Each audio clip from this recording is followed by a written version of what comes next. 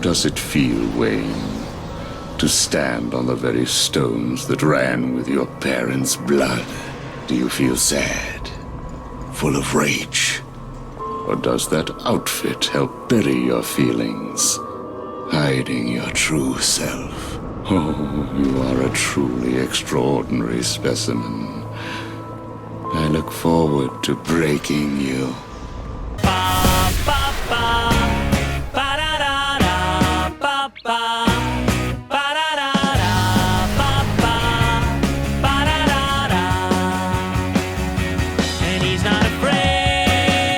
The following is an in-depth analysis. If you haven't played this game, you might want to before watching this review.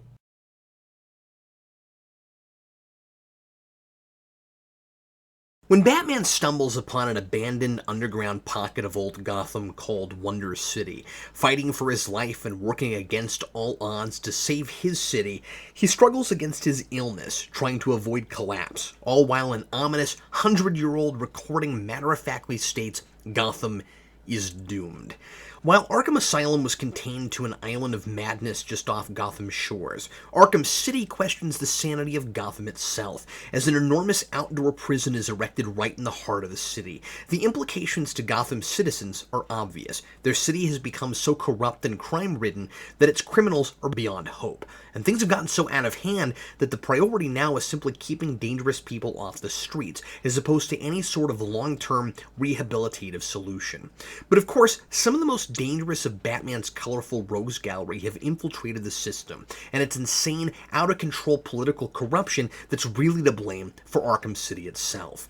With Arkham Asylum, Paul Dini crafted an intimate, gameplay-driven narrative that explored Batman's psychology and his relationship with his villains, namely the Joker.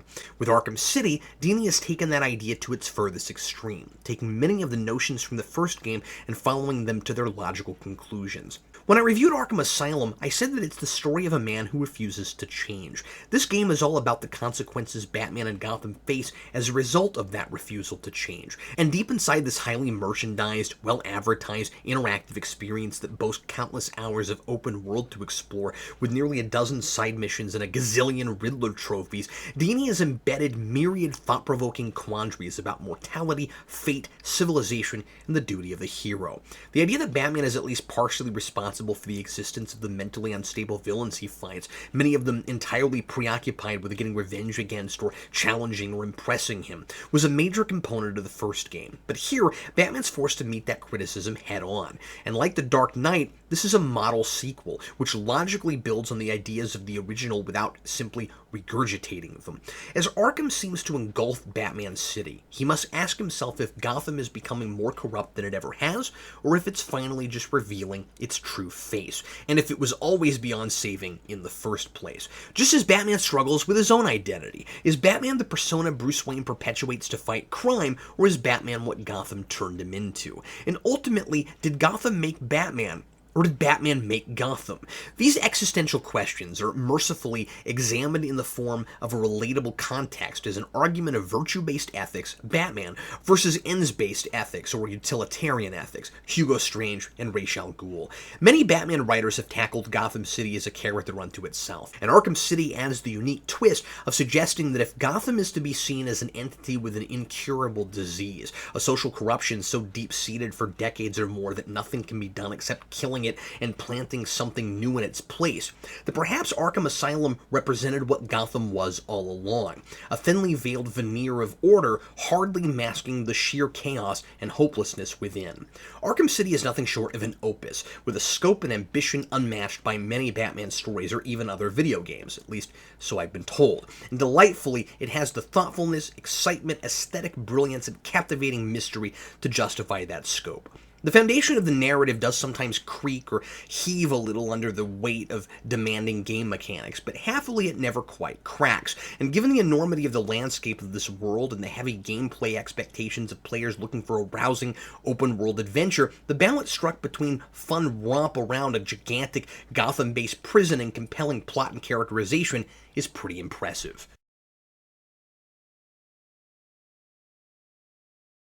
As with Arkham Asylum, this is a review strictly of the story and not a critique of the game mechanics. But because this is a video game, I can't ignore how the interactive medium affects the story. The question I ask myself playing any story-driven game is A, would I enjoy the experience more if I just skipped all the cutscenes? And B, the flip of that, would I enjoy this story more if I skipped all the interactive parts? When I played Arkham Asylum, I had the most profound experience I've had playing a story-based game because I actually felt like I needed to be Batman in order to fully appreciate that journey. It wouldn't have translated the same way to a comic book or a movie. With Arkham City, the video game format is still well served, but for somewhat different reasons. It may partially be because the novelty of getting to be Batman has worn off for me, because I didn't have the same experience this time. I think I may have found myself just as enthralled with the material watching an edited version of the story and not actually playing it for myself, or even reading the main story in comic book form. From forcing the player to experience every excruciating moment of Bruce Wayne's initial incarceration, to feeling Batman's mortality sneaking up on him as he falls to the ground and even coughs up blood as Joker's virus is killing him, the game is working hard to put me in Batman's head. But this is such a complex story that some internal monologue, like would be provided by the narration boxes in a comic book, might have actually helped me appreciate some of Batman's feelings and decisions more this time around. And while the main story is exclusively Batman's, even Catwoman's character arc serves mainly to drive home a point for Bruce's, this is a game that's bigger than Batman and desperately wants its players to get the chance to view this world as other characters. That makes the way Robin and Catwoman are dropped in here a little awkward and makes me scratch my head as to why Nightwing is only available for a challenge map. If this wasn't a video game, it might be easier to tell fully realized stories with some of those characters, or it might just not feel so odd that they're here, but very little is done with them, as the novelty of playing as those characters is at odds with their function within the narrative. On the other hand, the medium allows a player to cover every inch of this fascinating and fully envisioned world, and some inventive storytelling happens through that exploration that can't be done any other way. A story-driven video game, especially a highly detailed, open-world game like this one, allows a player to learn as much or as little as he cares to. You'll get all the really important stuff if you just play through the campaign and don't stop off to do any side missions or look around at all, like you were watching a movie. But if you take your time, you can really breathe in your surroundings and let all that detail inform the world and its characters like you would in a well-written novel. A craftily constructed narrative-based game works just like any other storytelling medium. All elements work in tandem to serve the story you want to tell, and video games have the unique potential to visually provide everything a film and a book do simultaneously. Standard literary devices like foreshadowing or symbolism are working within the scenery of this game to further challenge the player, like the painting at the very beginning of the game if you're playing with the Catwoman scenes, which depicts Kane carrying the body of his brother Abel, who he has just killed. As I'm familiar with a lot of major Batman comic works, I instantly recognize the allusion to the fall of Jason Todd and death of the family. And so I more quickly picked up on the themes of isolation and self-reliance in the game, as Batman repeatedly refuses direct help from his colleagues and as he inwardly blames himself for the Arkham City situation, allowing some of Strange's words about creating his own villains to ring true. Imagine my surprise when my expectations were completely subverted and this image bookends the game, with Batman carrying the Joker's lifeless corpse in the very same way at the end, and the fascinating and chilling implications of Batman mourning the Joker so similarly to the way he mourned his dead partner at the hands of the butcher he's carrying now.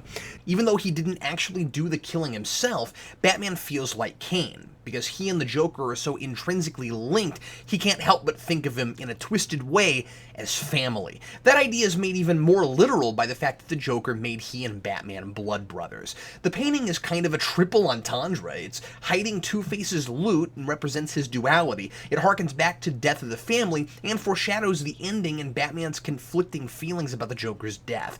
Noticing that painting isn't necessary to understanding or appreciating what the story is getting at by the end, but it certainly enhances the experience and rewards players both for paying close attention to detail and even for the knowledge they might bring with them as Batman fans.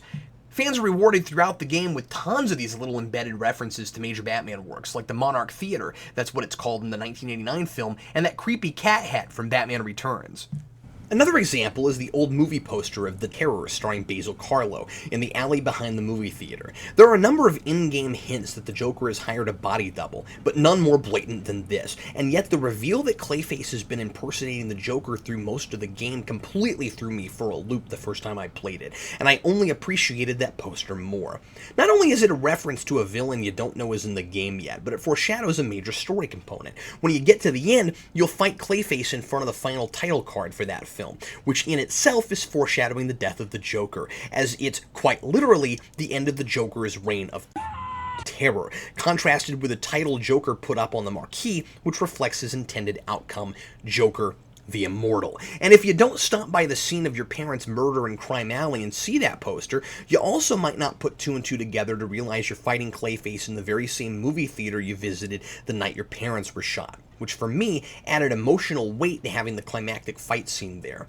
Perhaps Bruce Wayne even saw movies as a child starring Basil Karlo, having no idea one day he'd fight the man himself in that very building, playing out a scenario all about those manufactured identities and personas that captivated him as a child. As I played this the first time, I imagined it as a sprawling comic book event the size of Nightfall or No Man's Land, the latter of which it's borrowing from a lot in terms of atmosphere and some story elements, especially street politics. But the story wouldn't be allowed to go where it wants to with the restrictions of the status quo that must be maintained in the mainstream canon of comic books. You couldn't have killed the Joker there, and like or hate that choice, that allowed this story to take a lot of really familiar themes from the Batman mythos and charge ahead and go in a new place we hadn't seen before. And it makes perfect sense that so many comic book stories have continued to flesh out this vast world beyond the game, from Paul Dini's prequel mini to Arkham Unhinged, largely written by the talented Derek Friedolfs. On a side note, this being its own continuity, I find myself periodically confused about what stories I'm familiar with have already happened in this continuity and which ones haven't.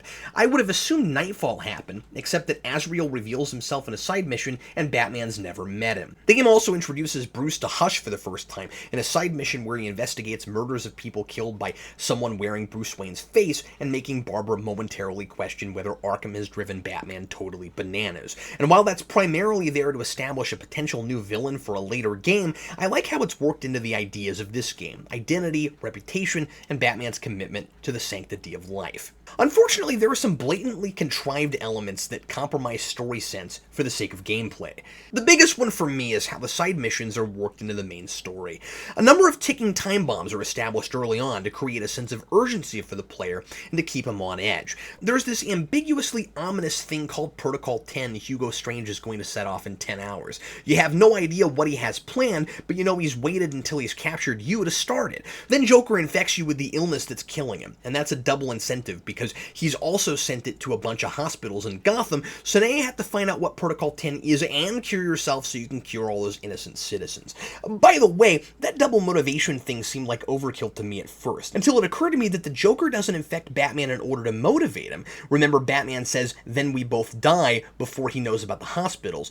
Joker does it because he knows he's running out of time, and it's a long shot that Batman will even find a cure since Freeze hasn't yet, so he makes them blood brothers because he romanticizes his yin-yang relationship with Batman and he wants them to both go out together. Anyway, despite the open world feel, it's still a fairly linear game. The story is fixed. It's not the kind of game where you can affect the outcome. You can only choose how much of the extra stuff you want to do. It would be really interesting if you skipped, say, the Zaz mission or the Riddler mission and there was some kind of consequence at the end. Or going the other way, you do all the side stuff but you take too long and you die before you can get your hands on the cure. But I'm not really suggesting a choose your own adventure approach because I really like a lot of things about the story, and I couldn't really review the narrative if there were a bunch of different paths you could take, and dealing with a time limit sounds tedious. But at the same time, that sense of urgency is really lost when you're supposed to be worried you might die at any moment, but your attention is divided between 6 missions at once. Especially since the story as it is already pretty involved.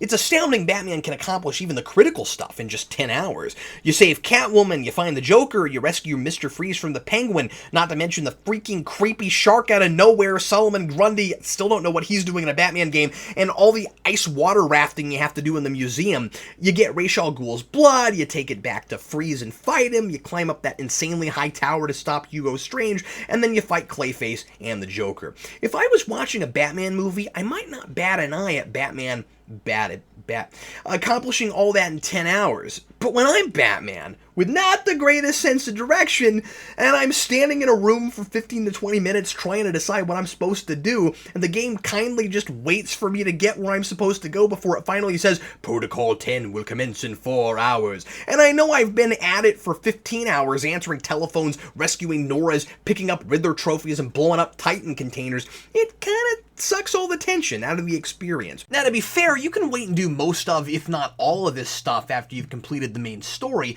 but I didn't know that while I was playing the first time. Those extras keep beckoning me, some of them acting as if I've got to take care of them right now or innocent people's lives are at stake. I'm trying to be Batman, and the story's all about how Batman won't let one person die if he can help it.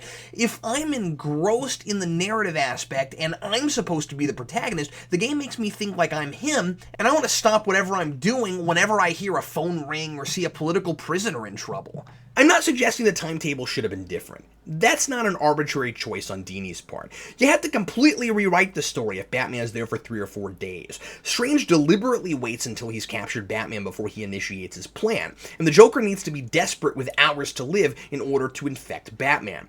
But some plausibility was certainly sacrificed for the sake of giving players a longer and more rewarding experience on the adventure side.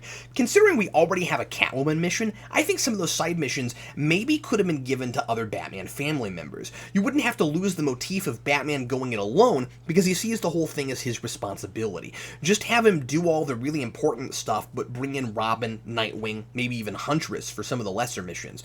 But even that's a little problematic. Another major thread in the game is that the villains are all obsessed with Batman and come alive when he gets there. Riddler doesn't even take over the church or, I don't think, make his presence known until he knows Batman's there to give him a challenge. That reinforces the idea that Batman's presence tends to make situations worse. So you'd lose that, plus if you do Hush, that's gotta be Batman, and as kind of pointless as the Titan container holdover mission is from Arkham Asylum, it wouldn't make much sense if Bane was doing that with another character. The scale of the game is simply too large for the timetable in the story, and it makes me feel less like Batman, because time has to stop for me while I'm standing around trying to figure out how to get out of the subway tunnels, and I know Batman wouldn't get lost in the subway. I don't know how to fix it, given the game we have, but it's definitely the thing that interrupted my immersion in the story the most. There are also some flimsy excuses for boss battles, like Mr. Freeze, who uses deadly force because you won't go get Nora for him, but he's got his big suit and freeze gun again, and you're maybe an hour away from death, so it doesn't make a lot of sense that he thinks you'd fare better right now against the Joker than he would. Not to mention that you got all that stuff back for him and made it possible for him to synthesize the cure, which he only had a stake in producing in the first place because the Joker's holding his wife as leverage for the cure. So A, he kinda owes you one, but all the villains are ramped up to ruthless level 11 in this game, so it's edgy and cool for the hardcore gamers and to drive the point home that Gotham really has changed all these Arkham inmates. Or maybe it's Batman who did that. And there's a reason some of the people on the outside are going along with Strange's insane plan. But B, if Freeze's whole plan was to make you go get his wife, why did he make the cure in the first place? He must have thought Joker might be true to his word and he could just trade the cure for his wife if he made it. Maybe he thinks this concoction can also cure his wife, but I don't think we're ever told that, and he clearly has enough of the stuff that he could do both. Oh, and why is the Iceberg Lounge in the back of a museum? And isn't it a little convenient that so many familiar landmarks wound up in the condemned part of Gotham used to make Arkham City? And how come when Catwoman beats up a barrage of bad guys, cats don't run out in every direction from her instead of bats flying?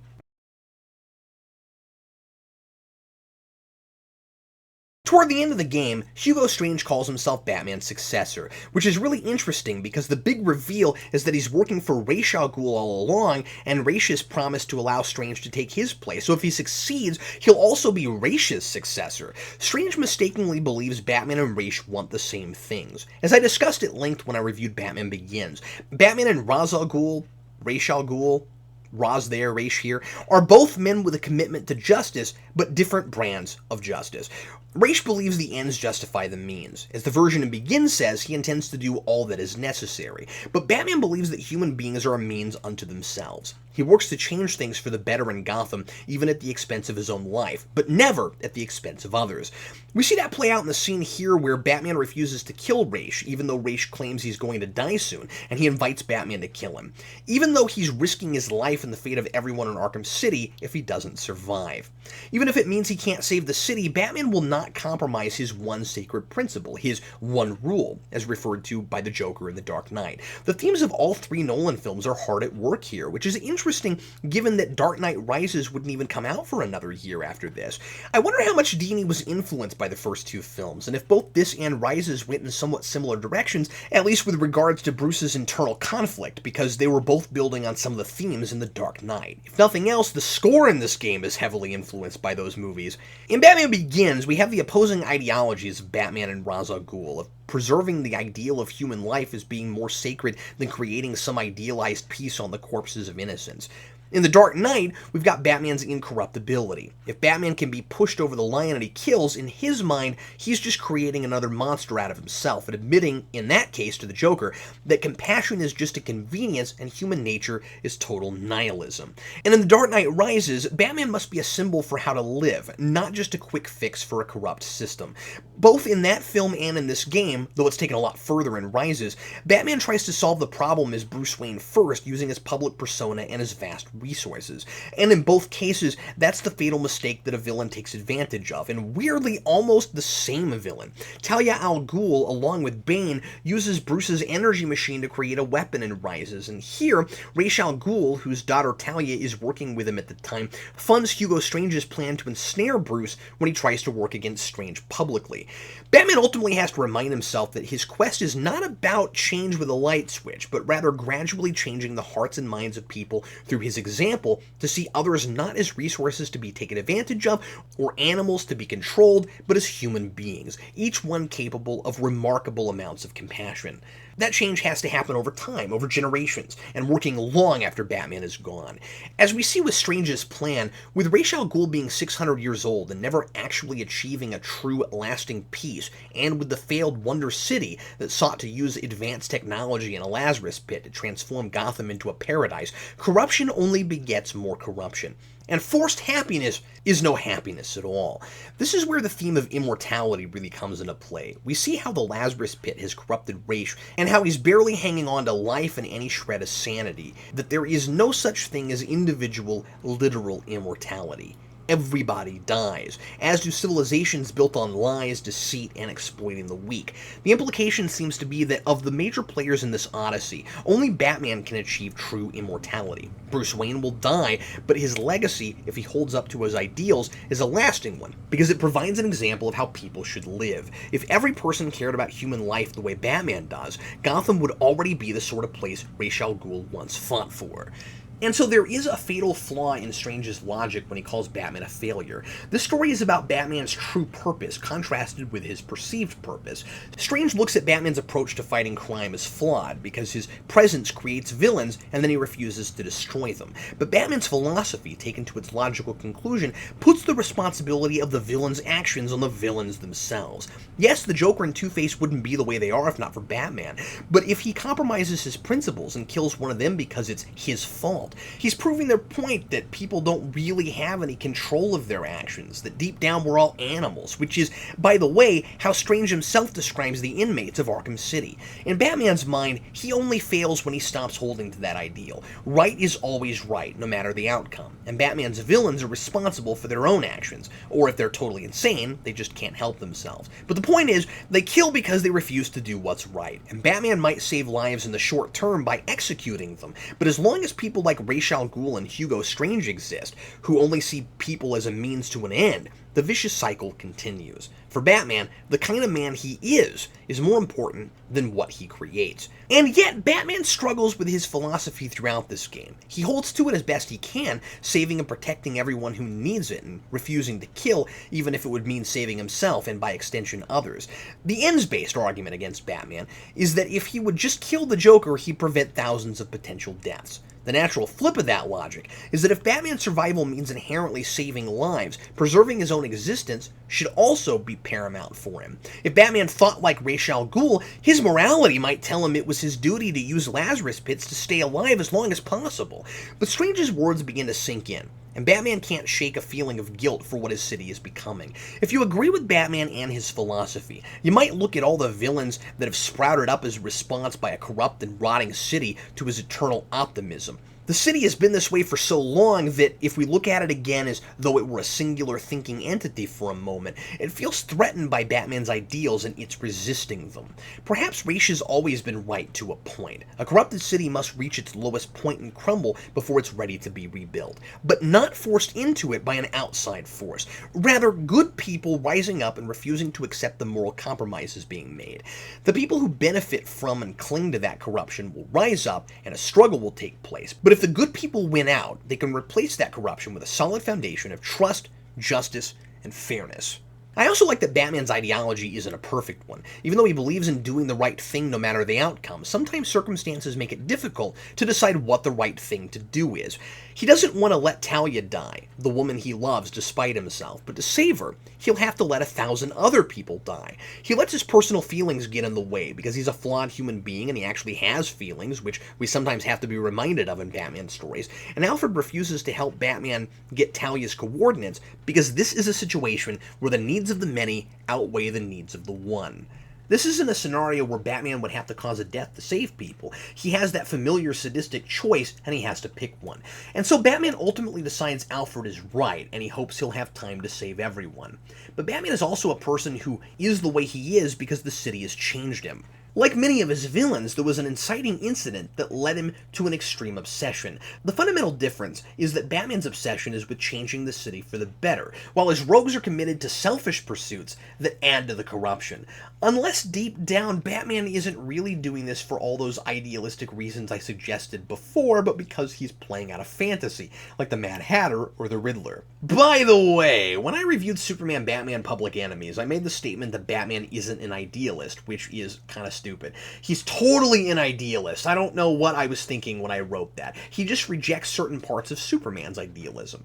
Anyway, Batman's worldview as a psychosis is a possibility the game explores, but of course keeps totally ambiguous so the player can decide for himself and still see Batman as the hero in the end if he wants to. Not only does he operate as if he's responsible for all the carnage he's trying to stop by not allowing any help from his friends beyond getting information over his comm channel. This game and Arkham Asylum have mirrored endings. After everything Batman's gone through in the first game, he doesn't let it change him. He keeps going, showing Commissioner Gordon that he's still the same man he always was when he runs off to stop Two-Face. But he's not the same person at the end of this game. Gordon's there at the end of this one too, and Batman has no encouraging words at all. The Joker's dead. The status quo is changed. He doesn't know what to say or do at all now. There's a part of Batman that likes and wants to maintain the status quo, as evidenced by how hard he takes the Joker's death, which is expounded upon in the DLC epilogue Harley Quinn's Revenge. That, by the way, wasn't written by Paul Dini, and I don't think I should technically count it as part of the greater whole, since it was tacked on later. If you haven't played it, there's very little story there. Robin rescues Batman from a trap Harley Quinn sets for him. It makes it crystal clear that Harley's pregnant with Joker's child, in case you didn't catch that Easter egg the first time around, and Harley uses those robots from Wonder City as minions. I totally don't buy she got those to work like that. And what's the point? They're 100-year-old robots. They go down faster than the battle droids in Episode 1. I wonder what Batman is thinking when he finds clues that Harley is pregnant. Would it give him a sense of dread, or a strange, demented sense of hope? People have children to give themselves the feeling of immortality. Their name, their legacy, and their accomplishments might live on with an heir. Batman's legacy will live on with his protégés, but the Joker didn't seem to have anyone to carry on that legacy until we know Harley's pregnant. Batman would never admit it, but perhaps a part of him needs the Joker's legacy to live on as much as he needs to fight against it. His virtue-based ethics make the journey more important to him than that journey's potential end. Without the journey itself, Batman loses his purpose. And I don't feel like I'm reading too much into a tacked-on extra chapter, given that the notion of Joker continuing his legacy through an heir is already planted, though not explored yet, in the main story. This game questions who Batman really is at the core. I like that the Joker never knows Batman's true identity, before he dies, and that earlier in the game, he says, "No one is who they say they are." A lot of Batman stories insist that Batman is the real man and Bruce Wayne is the mask, but with that monologue Strange gives about Batman's costume, does it help bury your feelings, hiding your true self? And the identity crisis Batman seems to share with Gotham, I don't know that Batman himself is completely confident that that's true. He and the Joker have been so wrapped up in this tete-a-tete for so long that neither can separate the reality from the fantasy, and I think based on Joker's refusal to let Harley peek under Batman's mask early on, and the way the idea of actors playing a part but not actually truly being that person plays at the end with Clayface, that the Joker doesn't want to know the reality. Batman, presumably in this continuity as with so many, doesn't know who the Joker was before he was the Joker, and he wants to, as he puts it when he reveals that Clayface was pretending to be him, keep up appearances. You know, now that I'm thinking about it, I gotta be really careful though, because a lot of the Joker in this game is really Clayface. The Joker is impressed with Carlo's performance, which could be because he understands the role so well, he says and does things Joker would actually say and do, or it could be because Carlo can convince Batman everything he does is what Joker would do, but none of it is what he'd really do. I mentioned Joker's line earlier, "No one is who they say they are," and I suggested Joker doesn't want to know who Batman really is. Now, I still think that's true, but now that I'm thinking about it, I can't be sure he's really saying that. That could be Clayface showing his hand without Batman noticing. No one is who they say they are, as in, I'm really Basil Carlo playing a role. I think some part of Batman enjoys the roles he and the Joker have chosen for themselves, and that's why he feels empty when the Joker is gone. With villains like Ra's al Ghul, there's a moral ambiguity. He's a guy who thought he was doing the right thing, who dedicated himself to the ideal of preserving justice, and became corrupt in the pursuit of it. During one of the side missions, Batman has to remind Barbara that not everyone in Arkham City are bad guys. There are political prisoners thrown in there just for crossing Strange. There are all these shades of gray, and I don't think Batman likes that. The Joker is the most complex of Batman's villains in a lot of ways, and yet the relationship is the simplest. Batman's the good guy, Joker's the bad guy. Unquestionably, there's nothing whatsoever to redeem the Joker. And while he's the enemy that makes Batman's moral ideal hardest to uphold, because he's constantly trying to prove Batman's optimism and humanity's compassion wrong, there's a synergy about the relationship that he can't ignore. Having that polar opposite, that mirror to look into, constantly gives Batman a contrasting worldview to put his ideals back into perspective. So perhaps part of this is the disturbing case of theatricality, this play Batman is sad he doesn't get to dress up for and put on anymore. But perhaps he's also afraid he'll lose his commitment to his philosophy without that stark contrast. The question I think at the forefront of this story is what came first, Gotham City or Batman? Obviously Gotham was there before Batman, but I mean, which influences the other the most now? If Gotham is somehow this rotten entity that can't be changed and only corrupts people, the Batman's commitment to justice and his refusal to kill is just another extreme psychosis, and he's potentially as dangerous as the criminals he fights. But if Gotham is just a city like any other, made up of human beings with the power to change it if they band together and commit to order and justice, then that makes Batman someone who refused to look at a city as some personified, soul-crushing boogeyman, and looked to his own free will to change things the best he could, vowing simply to stop crimes like the one that took his parents and hope that other people follow in his stead. If it's the latter over the former, Arkham City might represent the city clinging to a corruption it ultimately can't contain if people continue to be inspired by Batman, rather than the city showing its true ugly face. And so Gotham isn't only Arkham any more than I think Bruce Wayne is only Batman, at least in this story. There's a dark and twisted side to each of them, but that's not all there is.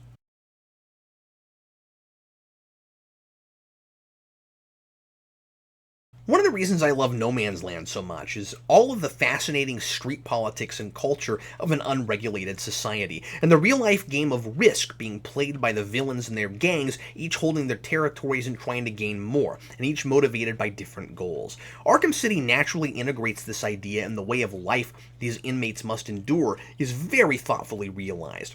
We see the difficulty political prisoners have in keeping to themselves and not being preyed upon by the gangs. We see thugs having the unlucky choice of joining one gang led by a psychopath who might kill them at any moment, versus another gang run by another psychopath who might do the same thing, because villains like the Joker and the Penguin have all the best resources, and it's either risk getting popped off for incompetence or failure, or starve or freeze to death. I'm always impressed by the sheer variety of dialogue the inmates utter while Batman's gliding around Gotham. Very rarely do you hear the same lines twice, and a lot of them are time-sensitive, related to recent events, so just after you take out the Penguin, thugs in any given part of the prison you might be exploring might talk about that, and the lines aren't random. Joker thugs are talking about what it's like being in Joker's gang, or how hot Harley Quinn is, or how glad they are they're not working for the Penguin, and a lot of the humor in the game comes from these exchanges and one-liners too. Early on, when I played this time around, I heard a couple thugs talking, and one said, "You think it's true what they say about Harley?" And the other says, "What, that she used to be a dude?" That's especially amusing given that we know she's pregnant by the end of the game. I like how the power struggles of major villains inform the main story. The villains aren't just isolated bosses strung together in a cookie-cutter plot so you have bad guys to fight. Each villain has a concrete motivation that puts them all at odds with one another, and because they each have something you need at various points of the game, it forces you to have to put yourself in the middle of their skirmishes. Penguin is a collector and dealer, and he wants the best of everything, so he steals Mr. Freeze's suit. Mr. Freeze is a medical doctor who might be able to cure Joker, so Joker takes his wife in order to motivate him to develop a cure, and that gives Mr. Freeze a reason to want to get revenge on the Joker, etc. I also like how a lot of these villains exemplify the hypocrisy of Hugo Strange. He is, after all, one of these mentally unstable sociopaths himself, experimenting on them in order to put himself on a pedestal and see himself as superior to them. In smaller ways, a lot of the Arkham inmates do the same thing. Strange calls the inmates animals, and the Penguin, though an inmate himself, also looks at other people as animals, not only in the way he mercilessly kills anyone who isn't of use to him, but also in the way he sets up his museum as a menagerie of characters he finds interesting, sort of a microcosm of what Strange is doing. He puts Mr. Freeze in an exhibit, and he has another one set aside for Batman. Zsasz sees people as animals he needs to put down to save them from the horrible nightmare of life. He even calls them piggies. But all these villains, including Strange, act like savage animals themselves, and justify their unspeakable crimes with their own intellectual or spiritual superiority. When inmates are processed into Arkham City, Strange's pre-recorded voice says, "You are no longer part of the society you have shown no respect for. You have given up your right to a normal life." But isn't that exactly what Strange is doing, manipulating the system in order to put these inmates here? He clearly has no regard for the established order either, and like the Penguin, is really just seeking control. The only villain whose role I was disappointed in is Two-Face's. He's only here to put Catwoman on trial at the beginning for stealing from him, mostly just to contrive a reason for Batman and Catwoman to meet at the beginning, establish her presence so she won't pop out of nowhere at the end when she rescues Batman and proves that he needs to accept help and not go it alone, and to illustrate that a character prone to chaos, she actually likes being in Arkham City and isn't an inmate, has been positively influenced by Batman and does the right thing in the end, even if it's always in the 11th hour. When the game came out, the advertising really implied that Two-Face would be a much larger part of the game, and I wondered why his network in Arkham City seemed so small. It seems like he'd have a larger piece of the pie than he does, and that you'd run into more of his men, and it strikes me as a missed opportunity that he's not worked in as a more integral part of a story about order versus chaos and governmental corruption. It's exciting seeing Batman trying to uphold his values inside Arkham City, but not knowing exactly what the opposing worldview is. And some people may have been disappointed that it was what it was in Batman Begins again with Ra's al Ghul. But when you're trying to determine the best way to save a city that's literally transforming into an insane asylum, I'm not sure how you avoid bringing up the League of Assassins philosophy. And while the opposing ideologies are the same as they were in Begins, here it's like Begins, but in a more heightened supernatural reality, because it deals with immortality on both the literal and the figurative planes. Plus, the idea of the Joker becoming immortal, and via Lazarus Pit no less, is totally mortifying, and I can't believe I never thought of it. Even Ra's agrees that Batman is better than Hugo Strange, regardless of whether or not he becomes Ra's successor. I love that it's put in those terms, too, like it's a breakup scene. Yeah, no, Strange, Batman's totally better than you. Just stop now. You're done. No, you were sloppy seconds. I totally settled for you. Just quit blubbering, you're embarrassing yourself. But if Joker had won, Batman would be dead and Joker would actually live forever, or at least as long as he could find a Lazarus pit, up to at least 600 years. What a deliciously horrifying notion. Ra's used the Lazarus pit as a necessary evil, making himself a little more nuts every time he got in it, in order to bring order to the world. Imagine becoming more and more chaotic with the level of madness Joker already possessed in the first place, in order to bring more chaos to the world. I also like the idea that the ultimate conclusion of Ra's crusade is, as Batman says, becoming what he's always fought against.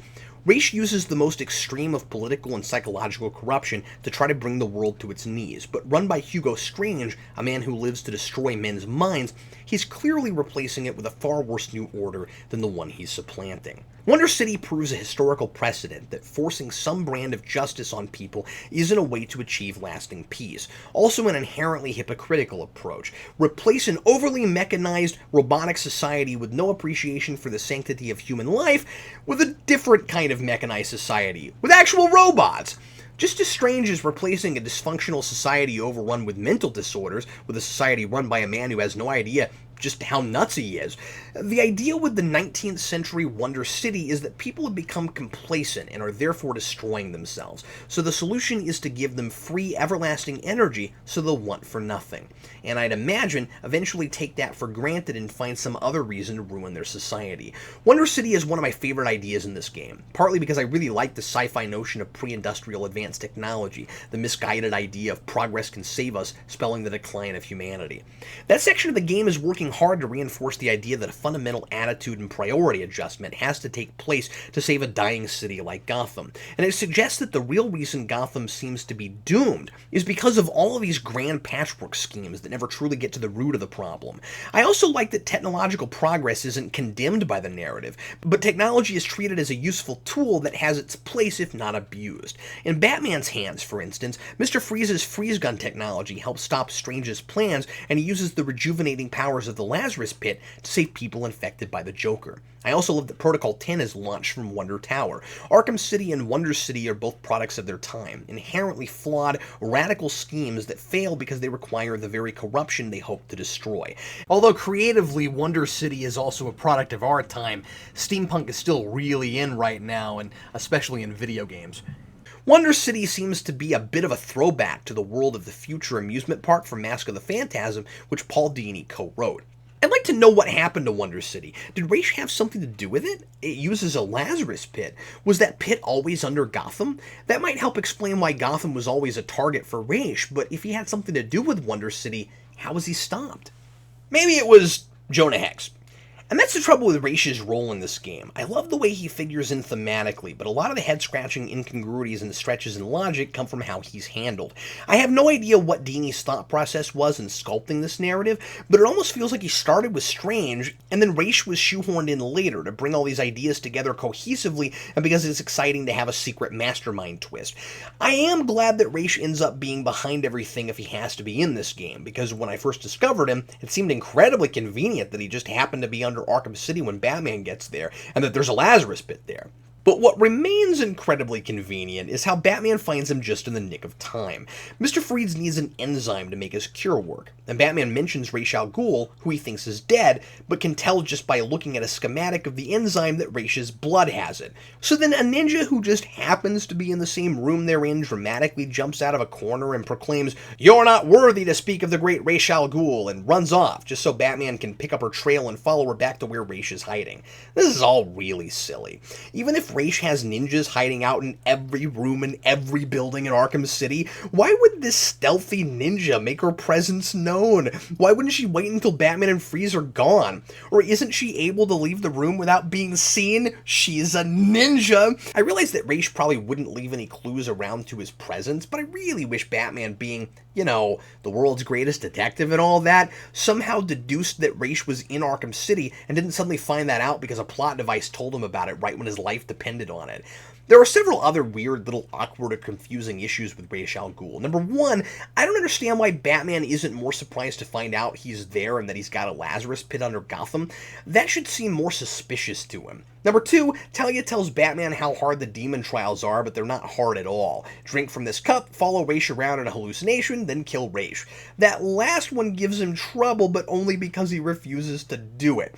Ra's was going to just stand there and let himself get stabbed if Batman had the nerve. For anybody else Ra's found worthy, that'd be the easy part. And Talia acts like the trials are hard because people have tried to get through them and perished, not because they didn't have the nerve to kill another being.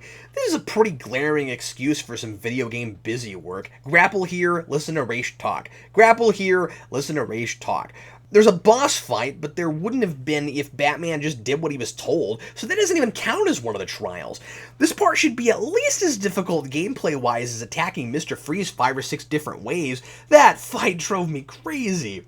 Number 3, the fact that Ra's is involved in all his resources are supposed to explain how Hugo Strange got enough power to break completely through due process and get anyone who disagreed with him thrown into Arkham City, including the mayor.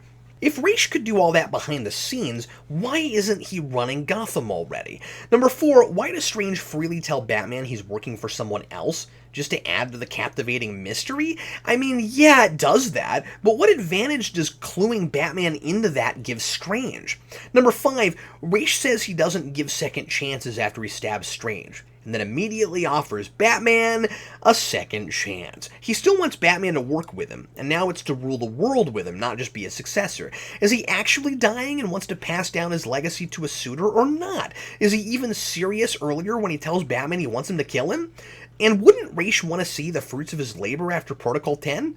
But hey, I guess none of that matters. Maybe he really is just totally nuts. Who knows? It's irritating trying to analyze the actions of total crazy people, because I'd like to complain about how Ra's doesn't respect Batman as much as he acts like he does because he funds a plan to help Hugo Strange humiliate Batman and build his legacy around Batman's failure, and that just doesn't seem like Ra's style. But he's got to be totally out of his gourd for me to even buy he'd work with Strange, who obviously doesn't hold the same values he used to, and is the epitome of the corruption he's vowed to stamp out. Again, when Batman says Ra's has become what he's always fought against, Ra's can no longer be said to do anything out of character. And regarding Dr. Hugo Strange, his motivations are somewhat unclear. He has a fascination with abnormal psychology, does horrible experiments on people, drives his patients insane, but he also fancies himself a hero. Or does he? He wants to take over for Ra's and rule the world, but I don't get the sense that he even has a misguided sense of justice. It's like he's just a really confused Batman fan who's overthought Batman's psychology to the point where it's driven him insane. I sure hope I don't turn into Hugo Strange. He enjoys using his knowledge of psychology to break his victims' minds, and Batman is the ultimate, seemingly unbreakable mind. I have a hard time buying he wouldn't want Batman to see the outcome of what he considers his great failure.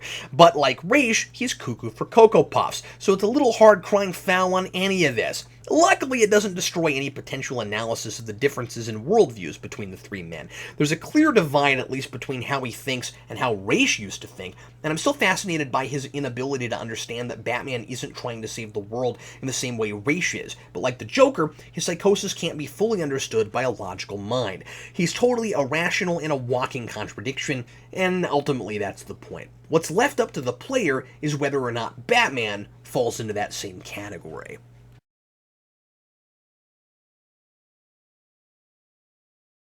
Lastly, finally, I'd like to discuss the Joker's death. Some fans have questioned whether the game earns the right to kill off the Joker, since, as I discussed earlier, the dichotomy of the Joker and Batman's relationship is so essential to the character and the universe he inhabits. So I can totally understand why some fans might find it too ambiguous or even pretentious for just any old, out-of-continuity Batman story to dramatically kill off the Joker at the end just for shock value.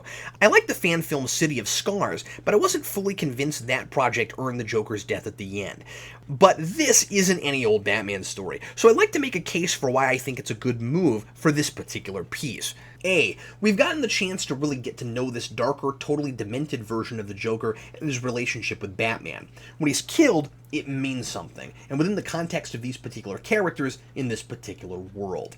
B, Paul Dini has been a major Batman architect over the last 20 years. He's been a huge influence in the way modern audiences view the Joker. If any writer should be given the license to kill the Joker in his own continuity, I think it's Paul Dini. C, Mark Hamill has said this is the last project he'll be voicing the Joker for. In a way, even though it's through two different continuities, we're seeing his take on the character evolve from Batman the Animated Series to something more mature and adult over his 2 decades voicing the character. And so getting to see that character finally die with a smile on his face by his own hand and not Batman's, and seeing Batman disturbingly mourn his death, strikes me as a really fitting send-off. Not to mention that really creepy song he delivers over the credits. And D, in further installments, this allows for an exploration of what a world with Batman and without the Joker would be like, which is fresh territory for Batman. And with all the stories over 70 plus years, that's a rarity.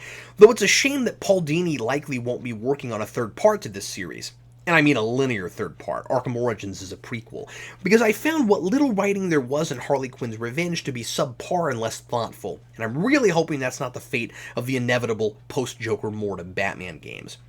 Arkham City is an absolute behemoth, chock full of challenging questions about how much of a difference one man can make and should make, and about the nature of identity. If you told me before I played Arkham Asylum that I'd ever entertain the notion that video games are a legitimate place to tell smart and engaging character-driven fiction, I might not have believed you. If you told me I'd play Arkham City and it would be one of the most thrilling and captivating Batman stories I'd ever seen, I'd be really suspicious. The format does create some lapses in plausibility, but it mostly makes up for that with all of the care taken to make this such a rich, immersive storytelling and gameplay experience, and it's hands down my favorite modern game to date. As a gameplay experience, I wouldn't hesitate to give Arkham City a 4. But as a narrative piece, as much as it pains me, I feel obliged to tie the game's score with the original, and go with a 3.5 out of 4. Only you can make this world seem right. Only you can make the darkness bright.